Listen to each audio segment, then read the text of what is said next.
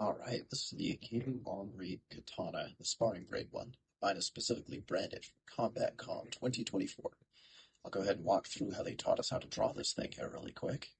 So first, as you can see, I'm pushing my hand forward and detaching it slightly from the scabbard with my thumb.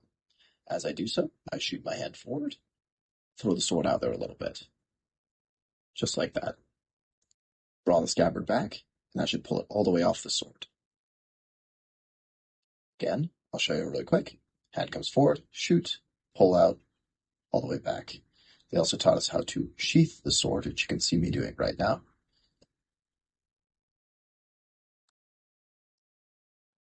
All right, I'm going to go ahead and break this down here a little bit. So again, step one, go ahead and shoot the sword out with the thumb.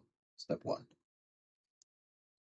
Step two, hand comes forward with your leg. Step three, pull the scabbard all the way back.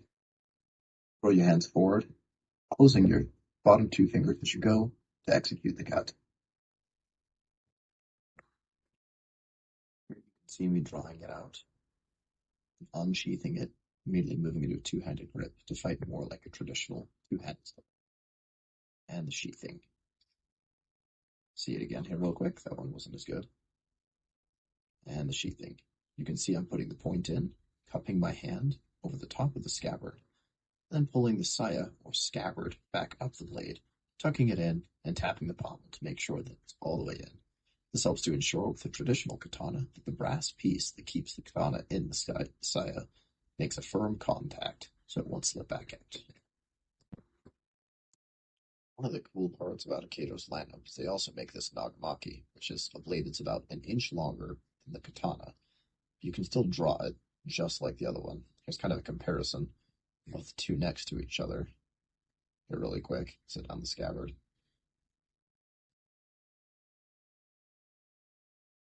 Right next to each other, you can see that they're fairly similar blade profiles. They still both have that filler in there. It's about an inch longer on the nagamaki. Now the nagamaki has a handle. It's about 1.5, 2 times longer than the actual sword, so it puts it firmly in the polearm class, though a small one. And nagamakis are really cool. We don't really have any manuals for how they were used. You can see me here just kind of twirling it how I imagined it would be. This is very much informed by the great sword that I have. You can see, you can physically sheath it the same as the katana, which is something that a lot of European swords don't really have the ability to quick draw about. I'll show you a couple of examples here really quick. Now here pictured is an Albion ringneck with a very traditionally made scabbard. You can see as I'm holding this, it floats freely, it's pretty secure. Pulling it out, however, is really slow compared to what that katana can do. This is a bit odd. I feel that the scabbard on this is significantly more secure than just tucking it in through a sash. You can see how much harder it is to both sheath and unsheath the sword in the event of an emergency. Now here's a messer, which is basically just a long knife. This is the only thing that I can get close enough to approximating what that katana can do from the scabbard. You can see that it's still a little bit harder to sheath and unsheath as it was before. It's really hard to make a proper cut with it because the sword doesn't have a curve. The scabbard's not really meant to do that quick draw. So it's starting to eat the cuff of that scabbard as it comes out. You can see it's really hard to be able to make a proper cut from there. There are a couple of masters that teach about what to do from the scabbard. There's only really one play that I know about, and it comes from Fiore when he's deflecting something being thrown at them. The katana, however, has a whole system dedicated to attacking in that first tempo after you draw the sword. Alright, pictured here you can see somebody that actually knows how to cut with this and what they're capable of. Biggest problem for me is because obviously I haven't trained the Iaido with the cutting from the scabbard. So here you can see my first attempt at doing it, not super good. Gave it a couple of swings.